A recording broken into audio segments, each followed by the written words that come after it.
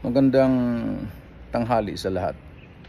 The YouTube channel of the Fraternal Order of Eagles Limbas Law Corner is back to render public service in the field of law for our countrymen, or edukasyong pangbatas para sa sambayanang Pilipino na handog sa inyong lahat ng Limbas Marangal Eagles Club of the Eastern Rizal Region 2. Alright, brought to you by this representation na isa na mga abogado at isang guro ng batas sa maraming law schools in the country. Okay, the topic. The topic is about remedy. Remedy of what? Deletion of marriage. Kausap ko ito by phone. Okay? Kasi nga siya is kasal. At may kasal sa ibang tao, pero matagal ng panahon, hindi na sila nagkikita ng mister niya. So, nagbalak-balak na magpakasal muli. Balak pa lang. Okay, balak.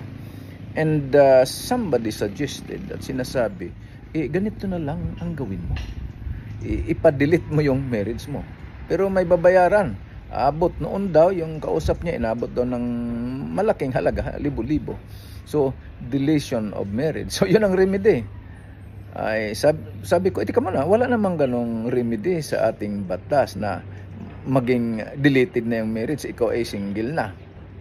Illegal yan. Alam mo, sabi niya, mga sambayanan, sabi niya, illegal. Alam din niya.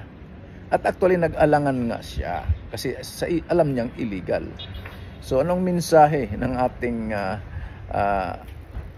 grupo ng Limbas Marangal Eagles Club? Ay, ang mensahe ay mga sambayanang Pilipino, ay umiwas na lang tayo ng mga shortcut tulad nito.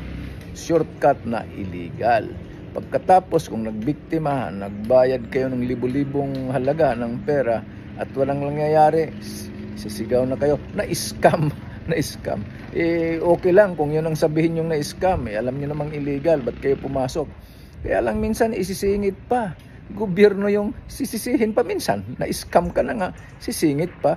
Yung pagsisisi, sisisihin yung gobyerno. So mga sambayan ng Pilipino, sumunod na lang tayo sa proseso sa batas. Huwag yung deletion of marriage. Aba, meron palang ganong remedy ayon sa kanila. Okay, wala yan sa batas.